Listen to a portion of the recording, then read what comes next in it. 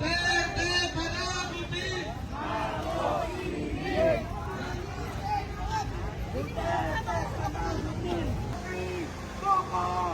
Huwag matakot! Huwag matakot!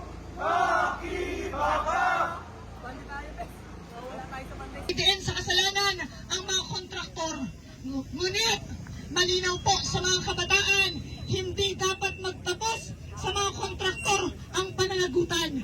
Dapat managot ang mga kongresista, dapat managot ang mga mambabatas, dapat managot si Marcos Jr., ang magnanakaw-in-chief, si Marcos Jr. na nag-aproba ng budget para sa korupsyon. Gayon din ang kasabwat niya, ang kapwa niya magnanakaw na si Sara Duterte.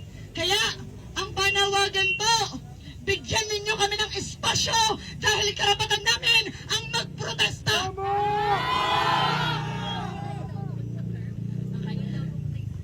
Mga kasama, ngayon po, tayo ay maglilipat doon sa may kanto, sa may EDSA. Ang tao, ang bayan! Ngayon ay lumalaban! Ngayon ay lumalaban! Ang tao, ang bayan! Abante na po mga kasama! Mga kurakot! Kulong na yan! Mga kurakot!